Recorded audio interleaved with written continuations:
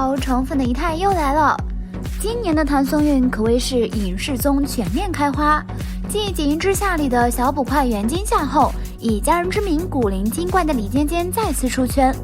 剧中的李尖尖妈妈在生二胎时意外离世，抛去剧本，谭松韵在2年前也失去了她最亲爱的家人妈妈。2018年的跨年夜，谭妈妈和2个要好的朋友聚会，走在路上的时候，有一辆车开过来撞了3人。谭松韵妈妈伤势严重，最终没能抢救过来，遗憾离世。这对谭松韵来说简直是晴天霹雳，因为她和妈妈的关系特别好。在此之前，她还经常在社交平台上给大家分享有关妈妈的趣事儿。这件事发生以后，谭松韵就很少更新动态了，所以当时知道这件事的仪态，在看到李尖尖冲着刘星喊妈妈的那一幕，都不觉潸然泪下。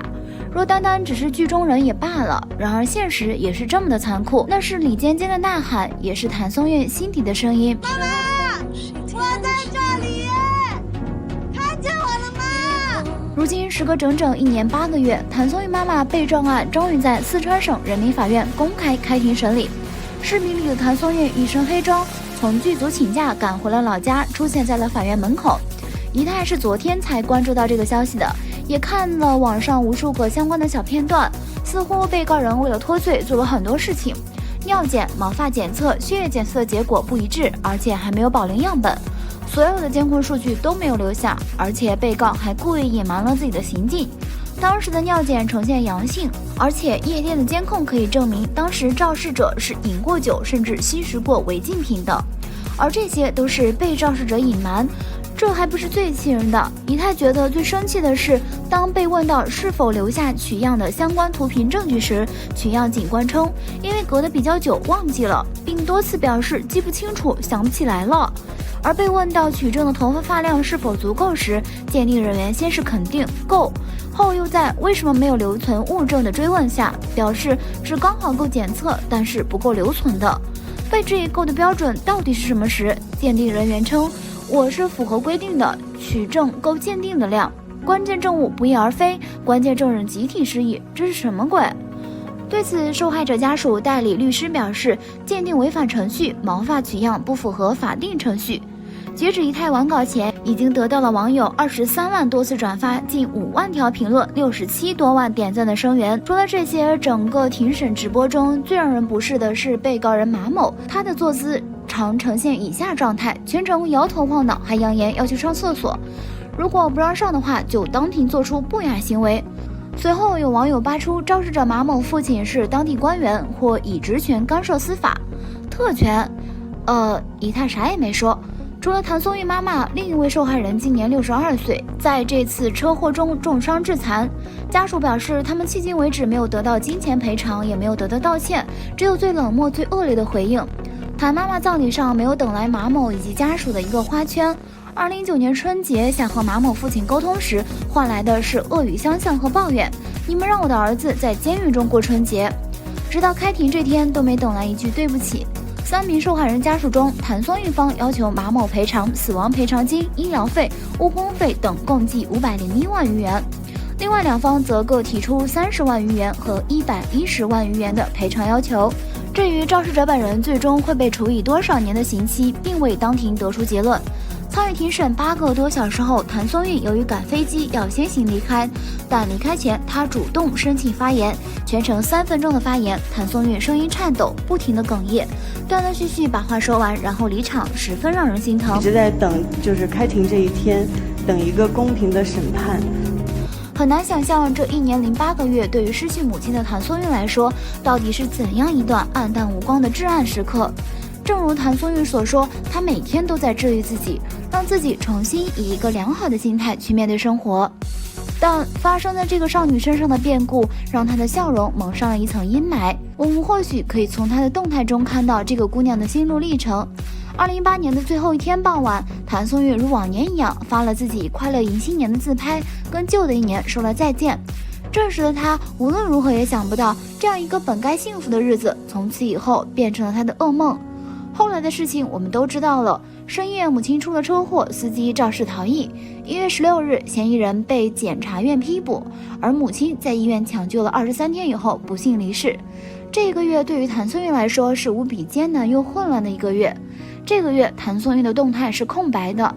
2月，谭松韵发了一条微博，感谢大家这段时间的关心，并表示会照顾好自己，让大家和妈妈放心。再次出现的微博上就是3月末了，一张绿植的配图，像是整理好了心情，面对新的生活，也像是鼓励自己勇敢走下去。但谭松韵的近况如何，我们仍然不得而知。4月终于晒出了一张近照，但状态并不是很好，脸上的笑容也消失了。5月，他说他在好好吃饭，好好拍戏，但曾经的元气少女脸上却是挥之不去的伤痛，眼神也失去了光芒。失去妈妈后的第一个生日，他说心里有了一个洞，于是所有心事都有了回音。6月，许久没有放松的谭松韵去向往的生活。仪态还是从何炅与黄磊的私下对话才得知，刚刚经历了项目的谭松韵还遭到无良记者的造谣。整个春节都在医院里陪妈妈的她，却还被说成是妈妈病了，还在外面约会。听完这段话，仪态是真的感受到了成人世界有多残酷。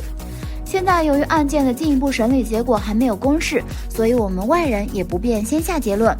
唯一可以肯定的是，谭松韵作为受害者家属，她的心情可以说是相当崩溃。而在庭审结束之后，谭松韵又马不停蹄地赶回了剧组拍戏，她的状态似乎也受到了很大的影响。可以说，谭松韵在庭审内容曝光之后，得到了很多数人的同情与关心。她社交账号的粉丝数也有所增长，但随着事件不断发酵，热度不断飙升，不和谐的声音也随之而来。在事件发生几个小时之后，网络上开始出现质疑谭松韵的声音，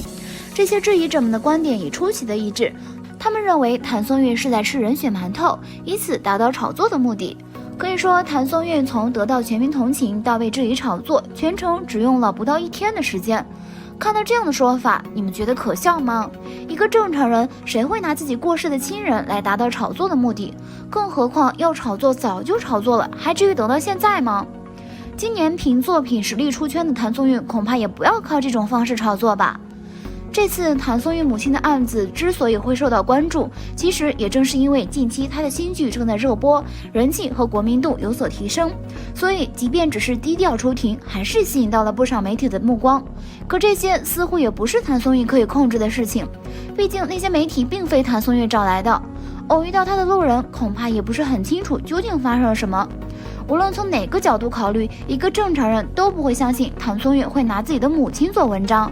相反，谭松韵即便在案件审理遇到诸多不顺的情况下，也没有想过要借助舆论的力量，这也是她值得称赞的地方。要怪只能怪这个职业太过特殊，即便你什么都不做，仍然也会被推到舆论的风口浪尖上。这个时候，不知道她是应该庆幸如今自己的人气已经今非昔比了，还是应该为大众过多的关注而感到困扰。其实如果同样的事情发生在一个普通人身上，他大概率会获得全网的同情，也很有可能会因此而登上热搜。但是一旦明星和热搜关联到了一起，就很难不令人多想，这也是很无奈的事情。毕竟在这个炒作盛行的时代，很多人都已经草木皆兵了。从某个角度来看，那些指责谭松韵在吃人血馒头的人，何尝不是在吃人血馒头呢？褪去明星的身份，她也不过是个弱小的女子，一个失去母亲却听不到一句道歉的女儿。对于我们来说，为她难过或是伤心都是一时的，只怕以后每年跨年的那一天，对于谭松韵来说都很难快乐了吧。